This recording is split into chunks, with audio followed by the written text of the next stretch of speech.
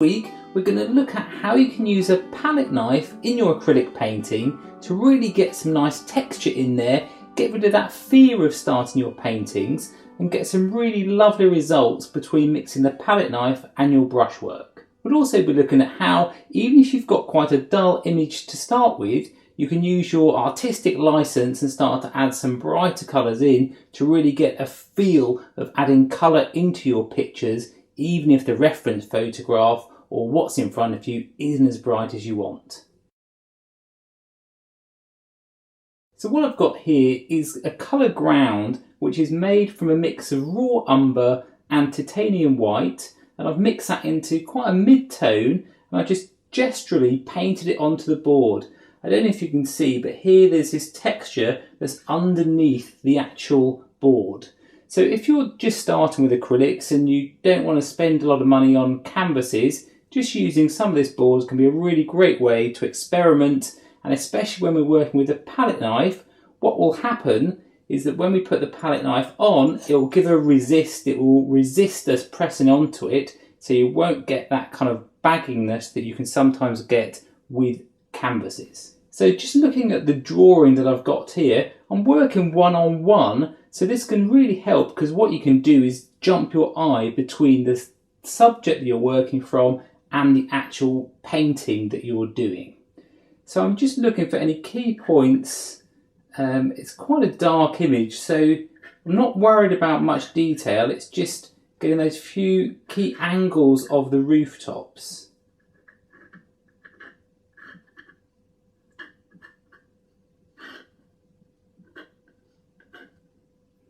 And notice how a lot of these edges where I've got a white edge or a light edge and I've got a dark shape next to it, this is really going to be helpful in the painting because it will start to bring that building out because of the contrast of having the dark next to it. Also notice how there's these little white areas here of the reflected light from the sky. It's giving these little white dashes. Again, it's getting that nice contrast in the scene. So if this was a black and white image, it would still work well. These areas of white, if you notice how there's a white area on the top of this roof here, it jumps your eye to there, and then jumps your eye to here, and then jumps your eye right to the top. So there's this nice little flow that sends your eye very, very subtly through the piece in the actual tones that are in there.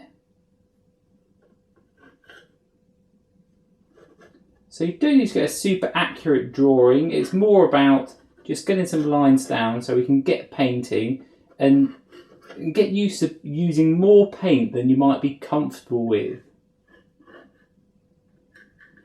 If you're coming to acrylics from watercolor or even oils, with watercolor and oils you can use a very small amount of paint and it can go quite a long way. But with acrylics you can really afford to put your acrylics on quite thickly and they'll dry so quickly it will still work very well for your painting. Okay, that's great. So the first thing I always like to do is to put in the darks, and for this painting I'm going to use burnt umber. So I'll just take this out of the way so you can see my colour mixes as I go. And the brush that I'm using, I'm just going to be using these two. I'm using one brush which is a filbert brush. This is for oil painting, it's just a black hog brush from Jackson's Arts in the UK. What I like about it is that it's got quite a fine point to it, so for any of these little angles in the building I can get quite good details even though it's quite a large brush.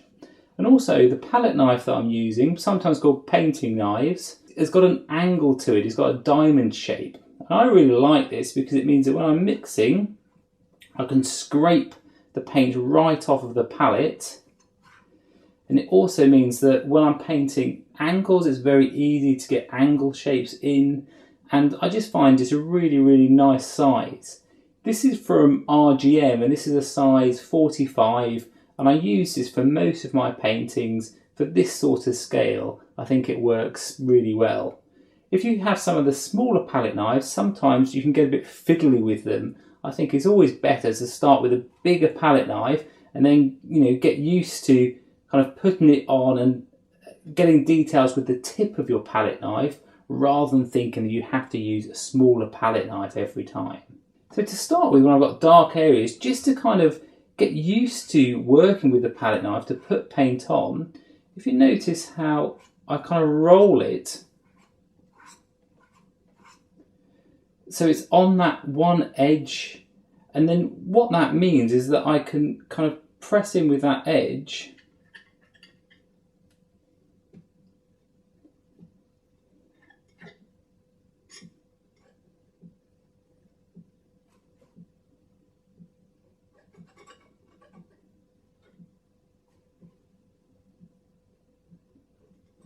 I'm just scanning the picture with my eyes, and I'm just looking for those real darkest darks.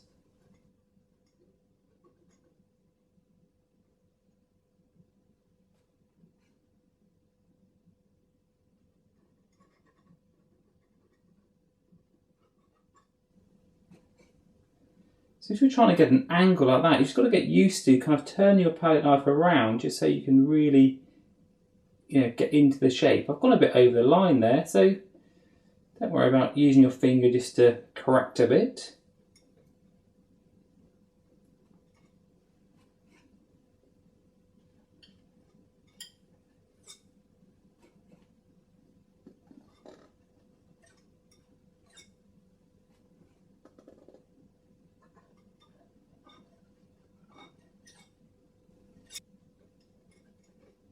And some darker areas on here, but what I'm now going to do is swap to the brush to put those in, still with this burnt umber, but with a bit more of a watery mix.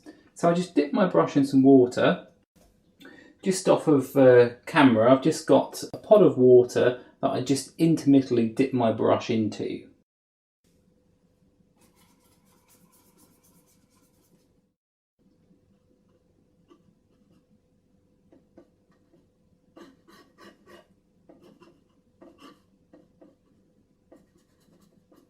You see how this appears a different tone because I'm applying it thinly. What happens is it gives the undertone of that paint colour. So all colours have a mass tone and an undertone. So if you look here with the burnt umber, its mass tone is this very dark brown, and its undertone is still a brown, but it's a lot lighter and a lot warmer.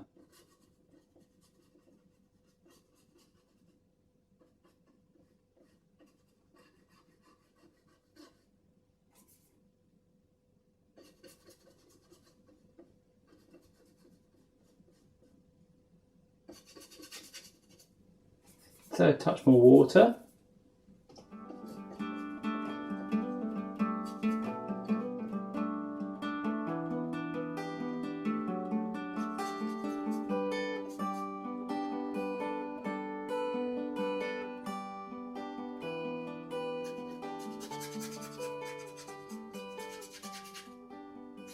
So when I know this area is lighter, it's got more of a yellow kind of base to it, I'm just brushing it in, like blocking it in, but I'm having it slightly more watery than this layer here. So I'm trying to vary it as much as I can, but I'm still just using one colour.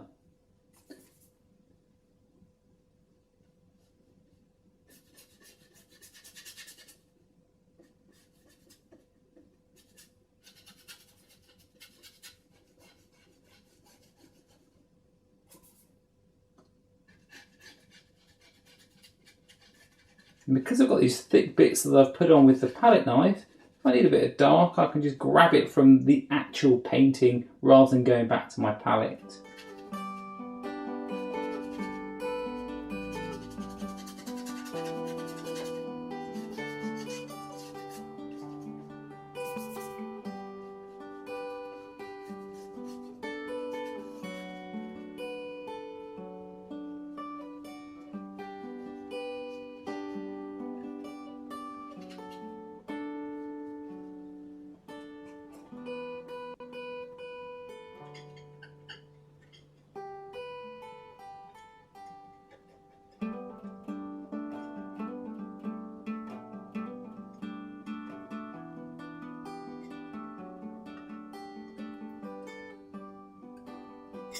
So I like some of these shapes that are happening here, But if on the top bit it feels a bit hard, you can just swap to your brush and you can just kind of feather that edge out, so you soften it out.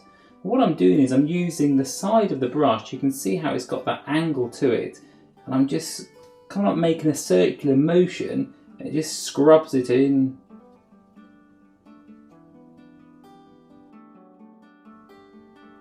Okay, that's great for just this burnt umber. Now I'm going to add some white so I can start to get those real bright highlights, so we can start to judge our tones within the painting.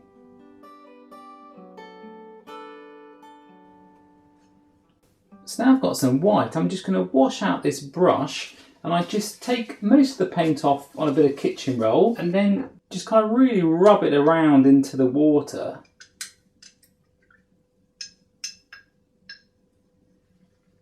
And then soak that off on the kitchen roll as well, and you see that's practically got nothing in it anymore, no pigment is left in there. So just make sure that you really soak the water out of that brush, because it will just dilute it otherwise when you come to put on the white. A quick word about white. The white that I'm using is an artist quality white, and it's a titanium white. This is the most opaque white you can get, and it's so handy because you can really cover over the actual pigments and the colours that are underneath it.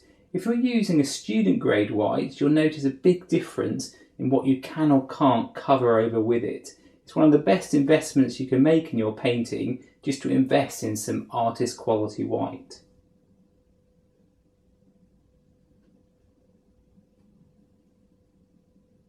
It's a very fine line in the distance, but I'm painting again quite thickly.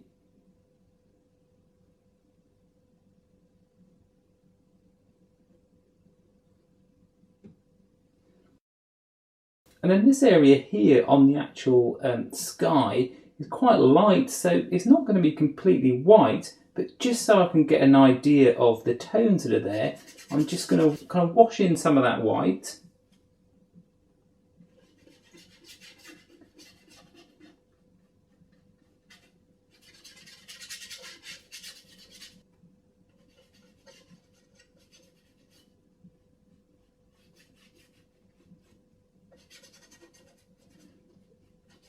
So I'm leaving it quite watery where it hits the line of the other mountain, because I don't want it to build up too much in case I have to blend it in.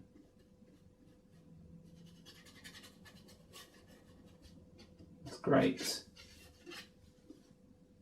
Then I can start to judge if there's any other bits I just want to tweak. I'll go a bit darker here. I feel I can really push that contrast for this white and the dark brown.